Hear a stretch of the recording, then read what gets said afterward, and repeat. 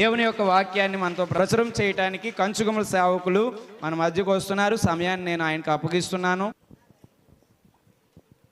దేవుని యొక్క మహాకృపను బట్టి ఈ ఐక్య ఆరాధన ఆశీర్వాద కూడికలో మనమందరినీ కూడా దేవుడు తీసుకుని వచ్చినందుకు ముందుగా తండ్రి అయిన దేవునికి వందనాలు.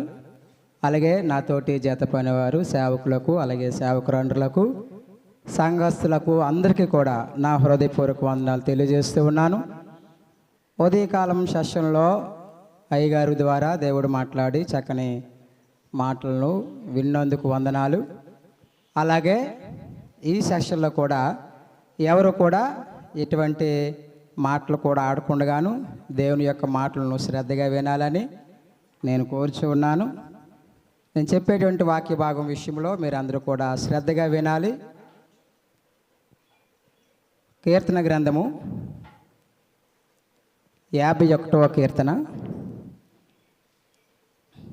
కీర్తన గ్రంథము 51వ కీర్తన 16, 17 వచనములు మూలవాక్య భాగముగా చదువుకుందాం. నీవు బలిని కోరువాడువు కావు, కోరిన ఎడల నేను అర్పించుదును.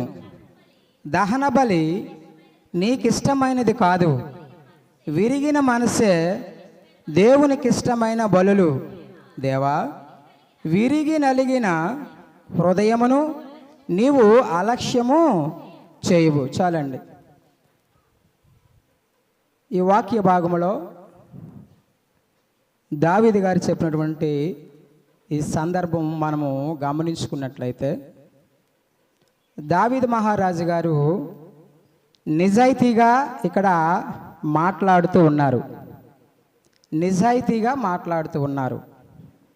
51వ అధ్యాయంలో మనం చూసుకున్నట్లయితే దావీదు గారి యొద్దకు నాతాను ప్రవక్త వచ్చి దావీదును గద్దిస్తూ ఉంటాడు. దేని విషయమై అనుకుంటే, దావీదు గారు బెత్షెబాతో పాపం చేసినప్పుడు, అలాగే నరహత్య చేసినటువంటి ఆ 2 పాపముల విషయంలోనూ నాతాను ప్రవక్త దావీదు గారిని గద్దించినప్పుడు చెప్పేటువంటి కీర్తన ఈ 51వ కీర్తన. దీంట్లో ఆయన నిజాయితీగా మాట్లాడుతున్నాడు. నేను పాపము చేశాను, నరహత్య చేశాను అని తన హృదయంలో పశ్చాత్తాపం చెంది మాట్లాడుచు ఉన్నాడు. దావీదు గారు పశ్చాత్తాపం చెందారు. తను చేసినటువంటి క్రియలను బట్టి, తను చేసినటువంటి పాపమును జ్ఞాపకము చేసుకొని పశ్చాత్తాపం చెంది ఈ విధముగా మాట్లాడుచు ఉన్నాడు. నీవు బలిని కోరువాడువు కావు, కోరిన యెడల నేను అర్పించేదను.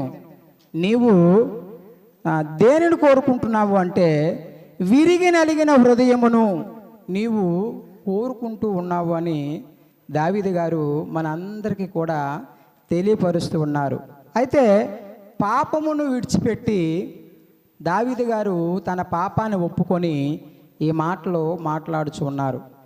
మన పితరులైనటువంటి ఆదాము గారిని మన జ్ఞాపకం చేసుకున్నట్లయితే, దేవుడు తినొద్దు అని చెప్పినటువంటి ఆ పండ్లను ఆదాము గారు హవ్వ తిని దేవుడు అడుగుతాడు, ఏమని, నీవు ఎందుకు ఆ పళ్ళును తిన్నావు అని ఆదామును అడిగినప్పుడు ఆదాము ఏం చేశారండి? కొన్ని సాకులు చెప్తున్నాడు. నీవిచ్చినటువంటి స్త్రీయే దీనిని తినమని నాకు ఇచ్చింది. సాకులు చెప్తున్నాడు. కానీ దావీదు అలా సాకులు చెప్పట్లేదు. నేను పాపం చేశాను, నేను నరహత్య చేశాను అని తమ హృదయంలో పశ్చాత్తాపం చెంది ఆయన చెప్తున్నాడు, దహనం బలి నీకు ఇష్టమైనది కాదు, విరిగి నలిగిన మనసే దేవునికి ఇష్టమైన బలులు.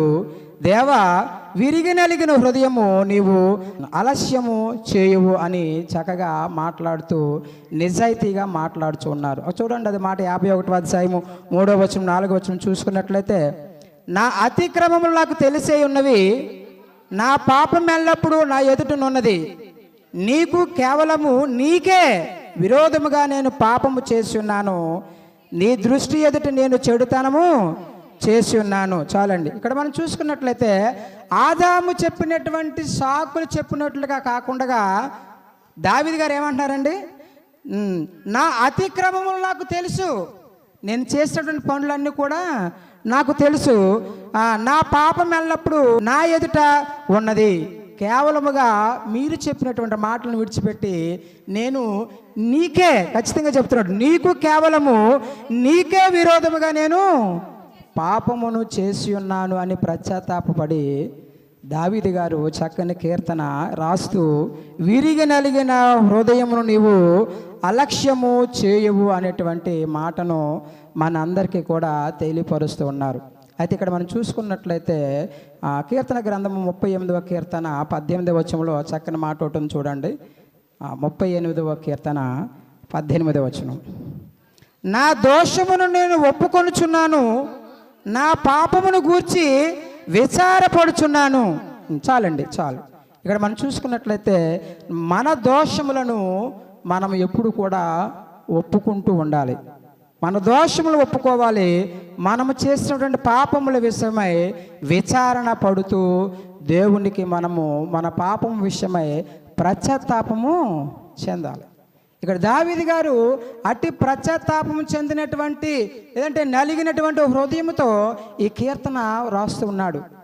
అయితే మనం చూసుకున్నట్లయితే బైబిల్ గ్రంథంలో లోకా సువార్త 18వ అధ్యాయము 10 నుంచి 14 వచనములు మనం చదువుకున్నట్లయితే, ప్రార్థన చేయుటకై 2 మనుష్యులు దేవాలయమునకు వెళ్ళిరి.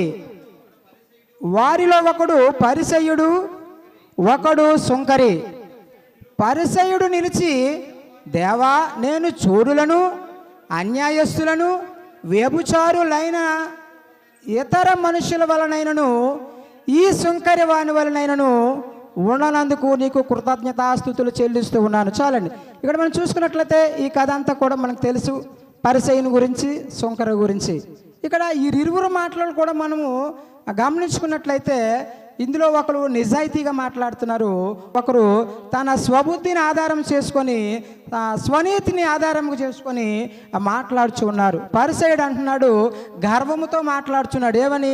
తన మంచి ప్రవక్తను గురించి, తను మంచివాడని చెప్పుకోవడం గురించి ఇతరులను నిందిస్తూ ఉన్నాడు. నేను మంచివాడని చెప్పుకోవడం మంచిదే, కానీ నేను మంచివాడని చెప్పే ఉద్దేశంలో వేరొకరిని చూపించి ఈయన చెడ్డవాడు అని మనము ఎప్పుడు కూడా చెప్పకూడదు. పరిసయ్యుడు ఆ విధంగా ప్రార్థన చేస్తున్నాడు, తన మంచి ప్రవర్తన గురించి ఇతరుల వలే కాక. అక్కడ మన 18వ అధ్యాయము 10 నుంచి 14 వచనాలు మనం చూసుకున్నట్లయితే ఈ మాటలు మనకి కనిపిస్తూ ఉన్నాయి. ఇతర మనుషుల వలే కాక సుంకరి వలనైనను ఉండనందుకు నీకు కృతజ్ఞతాస్తుతులు చెల్లిస్తూ ఉన్నాను.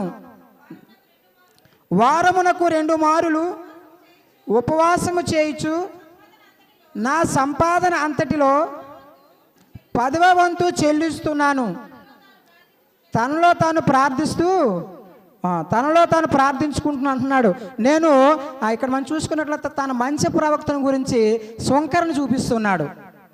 ఆత్మీయ విషయమై గురించి ఏమంటున్నాడంటే ఆ పరిసయ్యుడు, నేను ఉపవాసం చేస్తున్నా, మంచిదే.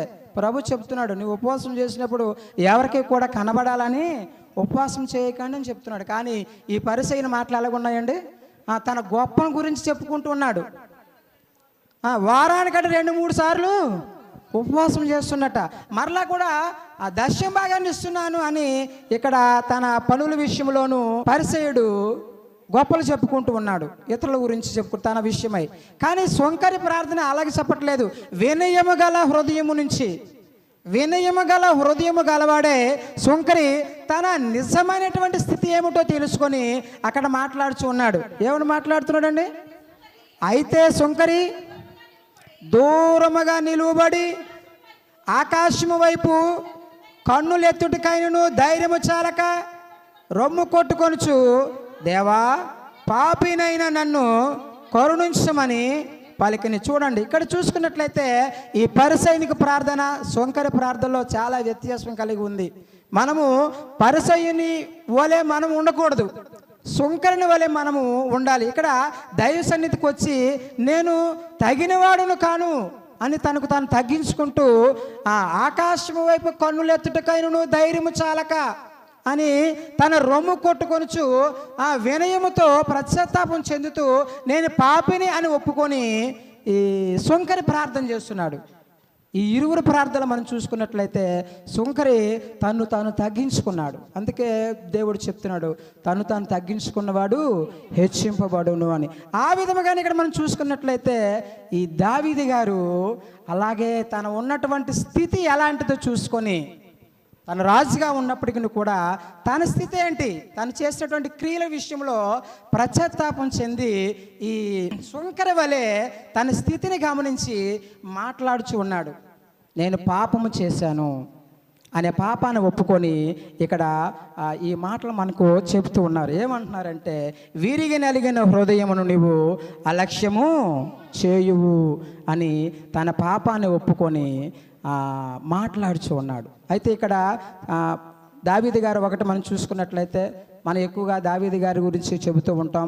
అలాగే భక్తుల గురించి చాలామంది అబ్రహాం గురించి చెబుతూ ఉంటాం. వాళ్ళందరి గురించి ఎందుకు చెబుతున్నామంటే, వాళ్ళు పశ్చాత్తాపం చెందిన వారు, తాను చేసినటువంటి క్రియలను ఒప్పుకున్న వాళ్ళు, మరలా దయతో క్షమించమని అడిగిన వారు. కాబట్టి అటువంటి భక్తులను మనము జ్ఞాపకము చేసుకుంటూ ఉంటాము. 34వ కీర్తన 18వ వచనంలో మనం చూసుకున్నట్లయితే, విరిగిన హృదయము గలవారికి యెహోవా ఆసన్నుడు అని వ్రాయబడి ఉంది.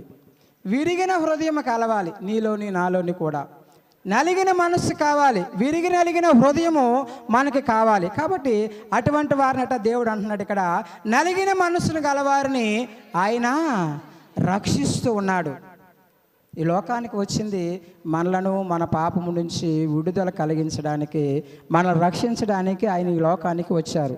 అయితే మరి మనం ఏం చేయాలి? విరిగి నలిగిన హృదయముతో మనము ప్రతి విషయంలో కూడా దేవునికి విజ్ఞాపన చేయాలి. మనకున్న స్థితిని బట్టి మనం దేవుని ఒప్పుకోవాలి. మనం చేసిన క్రియలను, పాపములను ఒప్పుకోవాలి. ఆ విధముగా ఒప్పుకొని పశ్చాత్తాపం చెందినప్పుడు విరిగిన హృదయం గలవారికి యెహోవా ఆసనుడు, నలిగిన మనసు గలవారిని ఆయన రక్షించును. అది ఇక్కడ మనం చూసుకున్నట్లయితే, దేవుడు ఎక్కువగా విరిగి నలిగిన హృదయం కలిగిన వారిని ఎందుకు వాడుకుంటాడు? దావీదు గారు పాపం చేశారు అంటారు. మరి పాపం చేసిన వాడిని ఎందుకు దేవుడు ఎందుకు ఎన్నుకున్నాడు? దావీదు గారిని ఎందుకు వాడుకుంటున్నాడు దేవుడు? పశ్చాత్తాపం చెంది తన తప్పును తెలుసుకొని విరిగి నలిగిన హృదయంతో ఉన్నాడు కాబట్టి దావీదు గారిని దేవుడు వాడుకున్నాడు. అయితే దేవుడు ఎందుకు విరిగి నలిగిన హృదయములను కలిగిన వారిని వాడుకుంటున్నాడు అనే దాని విషయమై కొన్ని మాటలు మనము జ్ఞాపకం చేసుకుందాం. దేవుడు అసలు ఆ విధముగా ఉన్న వారిని ఎందుకు ఏర్పాటు చేసుకుంటాడు? తన శక్తిపై కాకుండా, మొదటగా తనకున్నటువంటి శక్తిపై కాకుండా దేవుని యొక్క శక్తిపై ఆధారపడి జీవిస్తారు. ఏదైనా సరే కలిగినప్పుడు, ఆపద వచ్చినప్పుడు ఏం చేస్తామండి? ప్రభు దావీదు గారు అంటున్నారు, కొండల తట్టు నాకు కన్నులు ఎత్తుచున్నాను, నాకు సహాయం ఎక్కడి నుంచి వచ్చును? ఎక్కడి నుంచి వస్తుంది? యెహోవా వలనే నాకు సహాయము.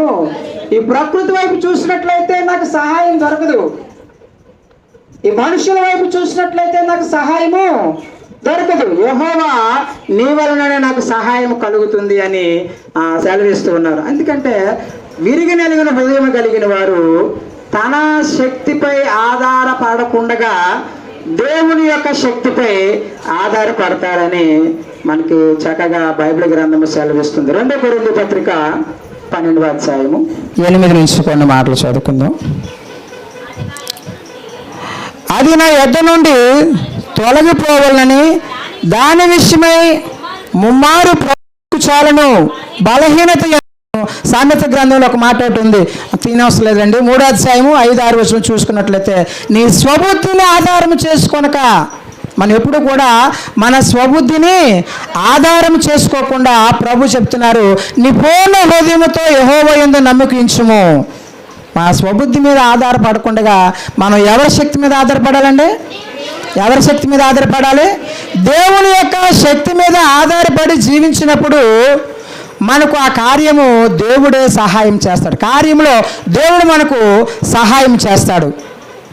మనకు శక్తి మించినటువంటి పని అయినప్పటికీ కూడా మన స్వంత శక్తితో కాకుండా మన దేవుని యొక్క శక్తి మీద ఆధారపడి ఆ పనిని మనం ప్రారంభం చేస్తే ఆ పనిని దేవుడు మనకి చేస్తాడు. ప్రభు చెప్తున్నాడు, నీ స్వబుద్ధిని ఆధారం చేసుకొనక నీ పూర్ణ హృదయముతో యెహోవా యందు నమ్మిక ఉంచు. మనం దేవుని యందు నమ్మిక ఉంచాలి.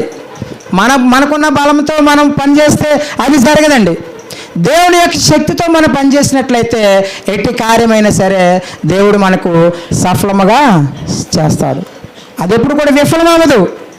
కాబట్టి మన స్వబుద్ధి మీద ఆధారపడకుండా ఎవరైతే విరిగి నలిగిన హృదయం గలవారు ఏం చేస్తారంటే వారి యొక్క శక్తిపై ఆధారపడరు, వాళ్ళు దేవుని యొక్క శక్తిపై ఆధారపడతారు. కాబట్టి దేవుడు ఏం చేస్తారంటే విరిగి నలిగిన హృదయములు ఎంతమంది అయితే ఉన్నారో వారందరినీ కూడా దేవుడు వాడుకుంటూ ఉంటాడు. ప్రతి కార్యక్రమాల్లో కూడా వారందరినీ కూడా దేవుడు ఏం చేస్తారంటే హెచ్చిస్తూ ఉంటాడు దేవుడు. కాబట్టి విరిగి నలిగిన హృదయముతో మనము మందిరములో ఉండాలి. రెండోది చూసుకున్నట్లయితే విరిగి నలిగిన హృదయం గలవారిని దేవుడు ఎందుకు ఎన్నుకుంటాడు అనుకుంటే, విరిగి నలిగినటువంటి హృదయం గలవాడు అహంకారము ఉండదు. దేవుని మీద ఆధారపడిన ఏ మనిషికి కూడా అహంకారం అనేది ఉండదు. యోబు గ్రంథము 22:29 వినయము గలవారిని చాలండి, వినయము గలవారిని ఆయన రక్షించును. విరిగి నలిగిన హృదయము గలవారు అహంకారముతో ఉండరు అని అక్కడ మనకు అర్థమవుతుంది. వినయము గలవారిని ఆయన రక్షించును. దేవుడు అహంకారులను ఎదిరించి దీనులకు కృపను అనుగ్రహించును అని 1 పేతురు 5:5 మనకి స్పష్టంగా రాయబడి ఉంది. దేవుడు అహంకారులను ఎదిరించి దీనులకు కృపను అనుగ్రహించును. మనము దేవుని యొక్క కృప పొందాలి అంటే విరిగి నలిగిన హృదయం కావాలి. దేవుని యొక్క కాపుదల మనకు కావాలి అంటే విరిగి నలిగిన హృదయం మనకు కావాలి, నలిగిన మనస్సు మనకు కావాలి. ఆ విరిగి నలిగిన హృదయం కలిగిన వారిని దేవుడు ఎన్నుకుంటాడు. ప్రతి కార్యాలలో మనకు సహాయం చేస్తాడు. దేవుడు అహంకారులను ఎదిరిస్తాడు. అహంకారాన్ని ఎదిరించి దీనులకు కృపను అనుగ్రహించును అని వ్రాయబడి ఉంది. దేని మనసు కలవాలి, దేని మనసు కావాలి, అహంకారం ఉండకూడదు. కొంతమంది చాలా అహంకారంతో మాట్లాడుతూ ఉంటారు. అలాంటి అహంకారము మనం గత వారంలో చెప్పుకున్నాం. అహంకారులకు మరొక పేరు ఏంటంటే మూర్ఖులు. వాళ్ళు మూర్ఖత్వంతో కలిగి మాట్లాడుతూ ఉంటారు. అహంకారులుగా ఉండకూడదు. వారు గర్వం అనేటువంటి క్రియలో వాళ్ళు ఉన్నందువలన నాశనంలోనికి వాళ్ళు వెళ్ళిపోతూ ఉంటారు. కాబట్టి విరిగి నలిగిన హృదయం గలవారిని దేవుడు ఎందుకు ఎన్నుకుంటాడు అంటే వాళ్ళకి అహంకారం అనేది ఉండదు. ఎప్పుడు కూడా తానుగా తగ్గించుకుంటూనే ఉంటారు. ఎవరైనా సరే గొప్పగా సంఘంలో ఏదైనా పని చేసినప్పుడు పోడారనుకోండి, మళ్ళీ తన హృదయం ఏమనుకుంటాడంటే ఈ పని అంతా నీవే నాకు చేసావు. మనం ఏదైనా కార్యక్రమం చేసినప్పుడు ఎవరినైనా సరే మెచ్చుకుంటాం, అంటే ఈ విధంగా సహోదరి చేశారు, ఈ సహోదరుడు ఈ విధంగా చేశారని. కానీ అప్పుడు వాళ్ళు ఏమనుకుంటారంటే మనసులో ఇదంతా దేవుడు ఇచ్చిందే, నేనంటూ ఇచ్చింది ఏమి కూడా వాళ్ళ అహంకారాన్ని విడిచిపెట్టేస్తారు. అందుకే విరిగిన హృదయం గలవారిని దేవుడు ఎన్నుకుంటాడు. ఇక్కడ మనం చూసుకున్నట్లయితే న్యాయాధిపతులు 6:11-12 మనం చూసుకున్నట్లయితే గిద్యోను అనేటువంటి మనుషుడు మనకి కనిపిస్తాడు. చదువుదాం చూడండి. యెహోవా దూత వచ్చి అబీయెజ్రీయుడైన యోవాషునకు కలిగిన ఒఫ్రాలోని మస్తకే వృక్షము క్రింద కూర్చుండెను. యోవాషు కుమారుడైన గిద్యోను మిద్యానీయులకు మరుగై ఉండినట్లు గానుగు చోటున గోధుమలను దొలగొట్టుకొనుచు ఉన్నాడు. ఇక్కడ ఒక మనుషులు మనం చూసుకున్నట్లయితే గిద్యోను గురించి మనం ఇక్కడ మాట్లాడుకుందాం. గిద్యోను అక్కడ ప్రభువు చెప్తాడు, దేవుని దూత వచ్చి అంటది 12 నీవు బలాఢ్యుడువు అని చెబుతుంది. 12 చూసుకోండి. యెహోవా దూత అతనికి కనబడి పరాక్రమము గల బలాఢ్యుడా, యెహోవా నీకు తోడుగా ఉన్నాడని చాలండి. ఇక్కడ గిద్యోనును ఆ దేవుని దూత వచ్చి ఏం చెప్తుందండి, నీవు చాలా బలమైన వాడువు, నువ్వు చాలా శక్తివంతుడు అని దేవుని దూత వచ్చి చెప్పినప్పుడు ఆ గిద్యోను నాకు చాలా బలం ఉందని అనుకోలేదండి. ఆయన అంటాడు, నేను చాలా చిన్నవాడిని, 14వ వచనంలో మనం చూసుకున్నట్లయితే, అంతటి యెహోవా అతని తట్టు తిరిగి బలము తెచ్చుకొని వెళ్ళి మిద్యానీయుల చేతిలో నుండి ఇశ్రాయేలును రక్షింపుము, నిన్ను పంపినవాడు నేనే అని చెప్పగా, అతడు చిత్తము నా ఏలినవాడా, దీని సహాయము చేత నేను ఇశ్రాయేలు రక్షింపగలను, నా కుటుంబము మనుష్య గోత్రములో ఎన్నిక లేనిదే, నా పితరుల కుటుంబంలో నేను కనిష్ఠుడనే ఉన్నానని అతనితో చెప్పాను. గిద్యోను అంటున్నాడు, దేవునితో వచ్చి అంటుంది, మిద్యానీయుల విషయంలో నీవు యుద్ధం చేయాలి, లేదంటే అమాలేకీయుల విషయంలో నీ యుద్ధం చేయాలని దేవునితో వచ్చి చెప్పినప్పుడు గిద్యోను గర్వించలేదండి. ఆయన అంటున్నాడు, నేను కనిష్ఠుడను, నేను చాలా చిన్నవాడినని వినయముతో చెప్తున్నాడు. ఇక్కడ మనం చూసుకున్నట్లయితే మనం ఎప్పుడు కూడా ప్రతి విషయాల్లో కూడా చిన్నవారిగానే మనం ఉండాలి. సూర్యుడు తన శౌర్యమును బట్టి అతిశయింపడు. అతిశయించేవాడు దేని యందు అతిశయించాలి? దేవుని యందే అతిశయించాలి. బలము గలవాడు నేను బలశాలిని అని, బలము గలవాడు ఆ బలమును చూసి అతిశయించకూడదు. దేవుని ఎవరిని బట్టి అతిశయించాలంటే ఆ బలము దయచేసినటువంటి దేవుని బట్టి అతిశయించాలి. మనకు చాలా ఆశ ఉందని, అందం ఉందని, ఐశ్వర్యం ఉందని అతిశయిస్తూ ఉంటాము. అది అంతే ఎవరిది ఇచ్చిందంటే దేవుని బట్టే మనం అతిశయించాలి తప్ప ఆ అందం బట్టి కానీ, ఐశ్వర్యం బట్టి కానీ, బలమును బట్టి కానీ దేనిని బట్టి కూడా మనము అతిశయించకూడదు. ఈ గిద్యోను నువ్వు చాలా బలాటివని చెప్పినప్పుడు అతిశయించలేదండి. ఆయన అతిశయించకుండా తను తాను తగ్గించుకుంటూ ఉన్నాడు. ఇక్కడ ఇశ్రాయేల్ ప్రజల మీద మిద్యానీయులు, అమాలేకీయులు, తూర్పు జనులు యుద్ధానికి వచ్చినప్పుడు వాళ్ళు లక్షల మందిలో వచ్చారండి. వాళ్ళు యుద్ధానికి వీళ్ళ మైదానం అంతటిని కూడా వాళ్ళు ఆక్రమణ చేసుకుంటే లక్షల మందిలో వచ్చారు. గుర్రాలు పట్టుకొని కత్తులు అంతా యుద్ధానికి వచ్చారు.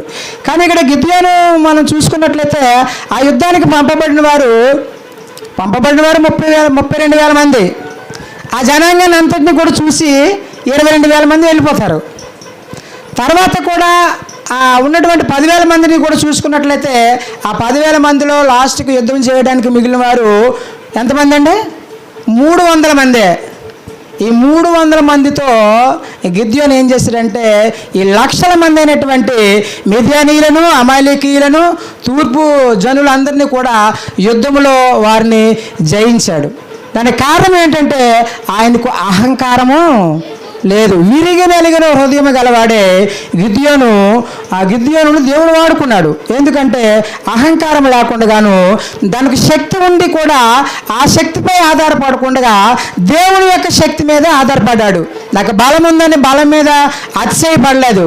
ఆ అతిశయం అంతా కూడా దేవుని మీదే అతిశయించినట్లుగా మనకి బైబిల్ గ్రంథంలో కనిపిస్తుంది. కాబట్టి ప్రియ సహోదర సహోదరులారా, వినయము గల హృదయమును లేంటే వినయముతో దేవునికి మనం విన్నవించుకున్నప్పుడు వినయమే దేవుని కృపను పొందేటువంటి ద్వారముగా ఉంటుంది. దేవుని యొక్క కృపను పొందుకోవాలి అంటే అతి ప్రాముఖ్యమైనటువంటి విషయం కూడా వినయముగా మనము ఉండాలి. మనము తగ్గించుకుంటూ జీవిస్తూ ఉన్నట్లయితే దేవుడు మనలను కూడా ఎన్నుకుంటాడు, మనలను కూడా వాడుకుంటూ ఉంటాడు. ప్రతి సమయంలో మనము దేవుని మీద ఆధారపడి అహంకారం లేకుండాను, గర్వము లేకుండాను, పొగరగా ఉండకుండాను, వినయముతో, విధేయతతో, భయభక్తులతో దేవుని యందు మనము ఏది విన్నవించుకున్నా మన హృదయమును ఆయన చూసి మనం చేసేటువంటి కార్యక్రమంలో దేవుడు మనకు సహాయం చేస్తాడు. అందుకే విరిగి మెలుగున హృదయం గల వారినే దేవుడు ఎన్నుకుంటాడు.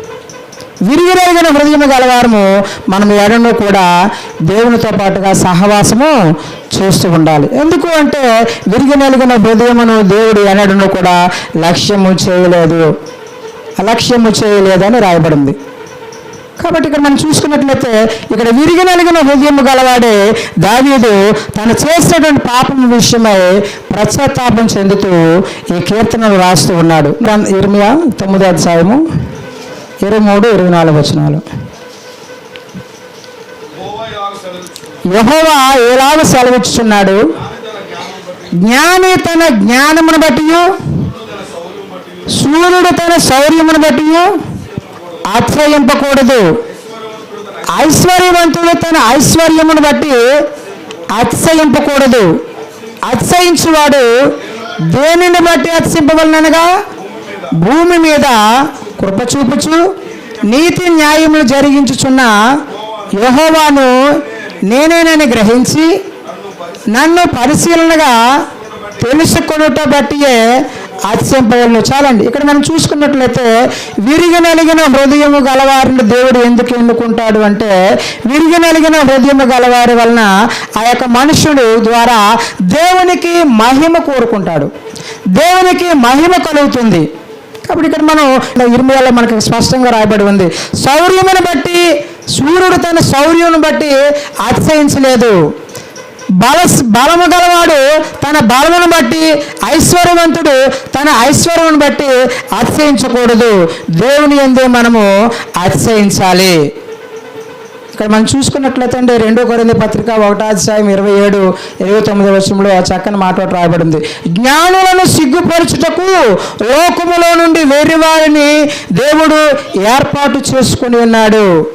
బలముగా ఉందని చెప్పి వెర్రవీగితే ఆ బలము గలవానికి పోరాటం చేయడానికి ఏ బలము లేని వాడిని దేవుడు పంపిస్తాడు. దానికి ఉదాహరణగా దావీదు గారిని మనము జ్ఞాపకం చేసుకోవచ్చు. చిన్నగా బాలుడుగా ఉన్నప్పుడు గొలియాతును చంపేటువంటి విషయంలో దావీదు గారికి గొలియాతును చంపేంత బలం లేదు. కానీ ఆ యుద్ధానికి దావీదు ఆ గొలియాతును చంపడానికి బయలుదేరుతాడు. బలవంతుడైన గొలియాను చంపుటకు బయలుదేరుతాడు. ఇక్కడ చూసుకున్నట్లయితే సూర్యుడు తన శౌర్యం బట్టి అతిశయించకూడదు అన్నట్లుగా దావీదు తనకున్న బలాన్ని బట్టి కాదు కానీ దేవుని యొక్క శక్తిని బట్టి గొలియాతును చంపడానికి బయలుదేరుతాడు. కానీ గొలియాతు దావీదుని చూసి ఏమంటాడండి? గొలియాతు దావీదుని చూసి ఏమంటాడు? నేను నిన్ను చంపేసి నీ యొక్క మాంసాలన్నింటినీ కూడా పక్షులకు గద్దలకు కూడా చూడండి అన్నమాట. 1 సమూయేలు గ్రంథము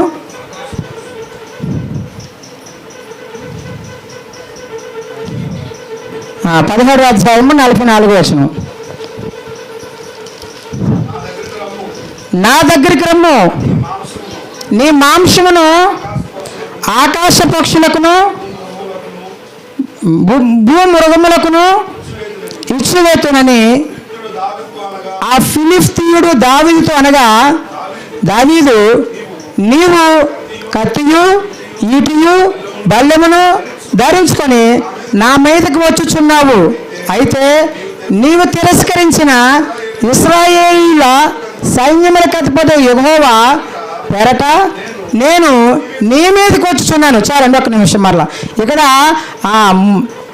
6 మూరల పొడవు ఉన్నటువంటి గొలియాతు మీద చిన్న బాలుడైనటువంటి దావీదు గారు ఒక మాట చెబుతున్నారు. ఏమనంటే, నీవు ఎంత బలాఢ్యుడుగా ఉన్నా సరే నీ మీదకి నేను వస్తాను. ఇక్కడ అంటున్నాడు, అక్కడ నీ మాంసమును ఆకాశ పక్షులకు భూమృగములకు ఇచ్చివేతునని ఆ గొలియాతు దావీదుని చూసి అన్నప్పుడు, అయితే కాసుకో, నేనే నీ మీదకి నేనే వస్తున్నాను అని అక్కడ దావీదు చక్కగా మాట్లాడుతున్నాడు. అందుకే ఇక్కడ వ్రాయబడి ఉంది మా 2 కొరింథీ పత్రికలో 1:27-29 చూసుకున్నట్లయితే, జ్ఞానులను సిగ్గుపరచుటకు లోకములో నుండి వెర్రి వారిని దేవుడు ఏర్పాటు చేసుకున్నాడు. ఇక్కడ బలవంతుడైనటువంటి గొలియాతును సిగ్గుపరచడానికి ఏ బలము లేనటువంటి ఆ దావీదు గారిని దేవుడు ఎన్నుకున్నాడు. ఇక్కడ చూసుకున్నట్లయితే అక్కడ అదే గొలియాతు ఏ విధంగా అయితే సమాధానం చెప్పాడో అలాగే దావీదు కూడా ఆ విధంగానే చెప్తున్నాడు. చూడండి ఈ 46వ వచనంలో, ఈ దినమున యెహోవా నిన్ను నా చేతికి అప్పగించును, నేను నిన్ను చంపి నీ తల తెగ నరికివేతును. ఇశ్రాయేలీయుల్లో దేవుడు ఉన్నాడని లోక నివాసులందరూ తెలుసుకున్నట్లు నేను ఈ దినమున ఫిలిష్తీయుల యొక్క కళేబరములను ఆకాశ పక్షులకును భూమృగములకును ఎత్తును. ఏ విధముగా అయితే గొలియాతు దావీదుతో శపథం చేశాడో, చిన్న పిల్లవాడిగా ఉన్నటువంటి దావీదుని చూసి నీ యొక్క మాంసమును, నీ యొక్క రక్త మాంసములను ఆకాశ పక్షులకు భూమృగములకు నేను ఇస్తాను అని ఎప్పుడైతే ప్రలాభంగా పౌష్యంగా మాట్లాడాడో అదే విధముగా దావీదు అంటున్నాడు, నీవు నా రక్త మాంసములు ఆకాశ పక్షులకు ఇవ్వడం కాదు, నేనే నీ యొక్క రక్త మాంసములను ఆకాశ పక్షులకు ఇస్తాను అని ధైర్యముగా ఇక్కడ ఆ దావీదు గారు మాట్లాడుతున్నాడు. ఒకటి మనం గమనం చేసుకోవాలి, జ్ఞానులను సిగ్గుపరచుటకు వెర్రివాడిని ఈ లోకంలోనికి తీసుకొని వచ్చును. ఎందుకంటే దాని ద్వారా దేవుడు మహిమపరచబడతాడు. మన జీవిత లక్ష్యం ఏమిటంటే మనము సాతానుడితో మనం యుద్ధం చేయలేం, బలవంతుడు, మనము బలహీనులము. కానీ సాతానుడిని బంధించేటువంటి శక్తి మనలోనే ఉంది. సాతానుని బంధించగలం మనం దేవుని శక్తితో ఆధారంగా చేసుకొని. అందుకే మన ద్వారా దేవుడు మహిమపరచబడాలి, మన ద్వారా దేవుని యొక్క నామము మహిమపరచబడాలి. కాబట్టి మనం ఏ విధంగా ఉండాలంటే విరిగి నలిగిన హృదయము కలిగి మనము జీవిస్తూ ఉన్నట్లయితే ఈ కార్యాలన్నీ వారిలోనే కాదండి, మనలో కూడా ఆ కార్యాలు జరుగుతాయి. ఒక గిద్యోను వల్లనే కాదు, ఒక దావీదు వల్లనే కాదు, మన ద్వారా కూడా ఆ కార్యాలు చక్రంగా జరుగుతాయి. కాబట్టి మనం మొదటగా ఏం చేయాలంటే విరిగి నలుగుని హృదయముతో మనం ఎప్పుడు కూడా అహంకారులుగా కాకుండా గాను చేసినటువంటి క్రియలలో పశ్చాత్తాపం చెంది మనం పశ్చాత్తాపం చెందాలి. ఎందుకంటే రోమాపత్రికలో చెప్తున్నారు పౌలు గారు, ఏ భేదము లేదు, అందరూ పాపము చేసి దేవుడు అనుగ్రహించే స్వాస్థ్యమును పొందుకోలేకపోతున్నారు. కాబట్టి మనం పాపము చేసిన వారమే ఉన్నాము. దావీదు గారు అంటారు, నా తల్లి నన్ను పాపములోనే గర్భము దాల్చింది. కాబట్టి పాపం మనలో ఉంది. మనం ఎప్పుడూ కూడా ఆ పాపాన్ని ఒప్పుకోవాలి, పశ్చాత్తాపం చెందాలి. ఆ విధముగా మనం పశ్చాత్తాపం చెందితే దేవుని యొక్క మహిమ మన ద్వారా దేవుడు మహిమపరచబడాలి. సిగ్గుపడకూడదు, మనల్ని బట్టి దేవుని యొక్క నామము మహిమపరచబడాలి. మనము చేసేటువంటి ఆ ప్రతి కార్యాల్లో దేవుని యొక్క శక్తిని మనము ఆనుకొని దేవుని యొక్క శక్తితో మనము ఆ క్రియలన్నీ చేసినప్పుడు దేవుడు నామము మహిమపరచబడుతుంది, దేవుని యొక్క శక్తి మహిమపరచబడుతుంది. కాబట్టి ప్రియ సహోదరులారా, విరిగిన హృదయం గలవారు మనము ఏ విధంగా ఉండాలి అంటే దేవుని యొక్క శక్తిపై ఆధారపడాలి. అహంకారులుగా మనం జీవించకూడదు. దేవుని యొక్క మహిమ కొరకే మనం ఏ పనైనా సరే చేయాలి. ఇంకొకటి ఉందండి, విరిగి నలిగిన మనుషులను దేవుడు ఎందుకు ఎన్నుకుంటాడంటే వారు ఇతరుల బాధను అర్థం చేసుకొని వారికి సహాయకుడిగా ఉంటాడు. ఎందుకంటే దేవుడు మనల్ని ప్రేమించాడు, దేవుడు చెప్తున్నాడు మీరు అందరినీ కూడా ప్రేమించండి అని. విరిగి నలిగిన మనిషి ఇంకొక మాట ఉంది, కుమ్మరవాని చేతిలో మట్టి పాత్ర ఏ విధంగా అయితే ఉంటుందో, కుమ్మరివాడు ఒక మట్టిని తీసుకొని ఒక పాత్ర చేయాలి, ఒక కొండను కానీ ఏదైనా చేయాలనుకున్నా ఆయనకి నచ్చినట్లుగా మలుచుకుంటాడు. మరి దేవుడికి నచ్చినట్లుగా మలుచుకోవాలి అనుకుంటే 2 తిమోతి 2:21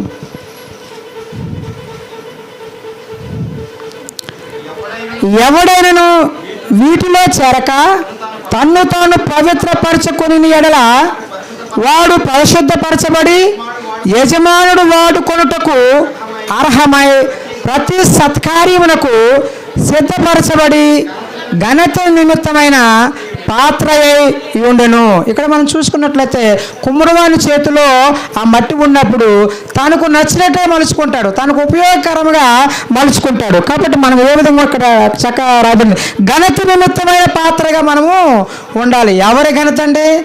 దేవుని యొక్క నామానికి ఘనత కలిగేటువంటి విధముగా మనము ఉండాలి అంటే మనం ఏ విధంగా ఉండాలంటే వినయముతో ఉండాలి, విరిగి నలిగిన హృదయముతో ఉండాలి. అటువంటి మనుషులను, అటువంటి హృదయాలను, అటువంటి మనుషులను దేవుడు ఎన్నుకుంటూ ఉంటాడు. వారి ద్వారా దేవుని యొక్క నామం మహిమపరచబడేటట్లుగా దేవుడు సహాయం చేస్తూ ఉంటాడు. కాబట్టి ఇక్కడ మనం చూసుకున్నట్లయితే వినయము గలవారి ప్రాణమును ఉజ్జీవింపచేయును అని వ్రాయబడి ఉంది యెషయా గ్రంథంలో. ఇంకో మనం చూసిన నలిగిన ప్రాణమును ఆయన ఉజ్జీవింపచేయును అని ఉంది. వినయము గలవారి యొద్దను దేని మనసు గలవారి యొద్దను ఆయన నివాసము చేస్తాను అని అంటున్నారు. వినయము గలవారి హృదయంలో దేవుడు నివాసం ఉంటాడు, ఆయన కొలువుగా ఉంటాడు. కాబట్టి మన హృదయంలో ఆయన నివాసం చేయాలి అంటే మనం ఏ విధంగా ఉండాలండి? విరిగి నలిగిన హృదయముతో దేవునికి ఉపయోగపడే పాత్రగా మనము ఉండాలి. ఆ విధంగా ఉన్నప్పుడు దేవుడు మనలను అత్యధికముగా ప్రేమిస్తాడు. ప్రేమించిన వ్యక్తికి ఏది కావాలంటే అది ఇస్తాడు, దేవుడు ఇస్తాడు. దేవుడు మనం ఉన్నప్పుడు మన ఏ అవసరత ఉందో ఏ అక్కరైతే ఉందో దేవుడు మనం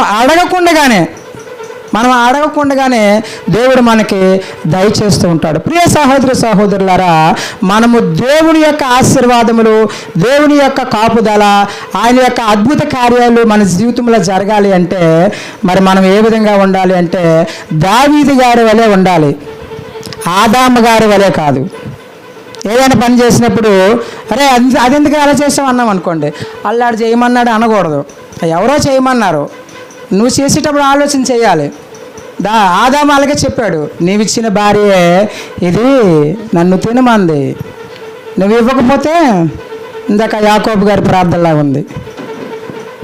అలాగ ఉండకూడదు. మనం దావీదు చెప్తున్నాడు, నేను చేసిన క్రియలను బట్టి నేను పశ్చాత్తాపము చెందుతున్నాను. మనం విరిగి నలిగిన హృదయంతో మనం ఉన్నట్లయితే దేవుడు మనకి అన్ని వేళలా ప్రతి కార్యాలలో కూడా మనకి కష్టం అనిపించిన ప్రతి పని కూడా దేవుడు మనకు సునాయాసముగా, గిద్యోనును ఆ యుద్ధంలో ఏ విధంగా అయితే గెలిపించారో, గిద్యోను యుద్ధం చేశాడు కానీ ఒక కత్తి తెగలేదు, రక్తపాతము కూడా లేదు.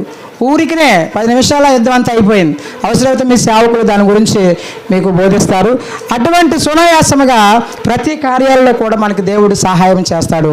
మనం చేయలేనటువంటి కష్టమైనటువంటి పనులన్నింటిలో కూడా దేవుడు సహాయం చేసి మనల్ని దీవిస్తూ దేవుడి నామానికి మహిమకరముగా మనల్ని వాడుకుంటాడు. కాబట్టి మీరు నేను అందరం కూడా విరిగి నలుగున హృదయంతో జీవిస్తూ ఉండాలని చెబుతూ ఈ మాటలు ఇందుతో ముగిస్తున్నాను. చక్కగా ఆలకించిన మీకును, అలాగే అవకాశం ఇచ్చినటువంటి సేవకులకును నా హృదయపూర్వక వందనాలు తెలియజేస్తున్నాను. మీకు అందరికీ కూడా వందనాలు తెలియజేస్తూ ముగిస్తున్నాను.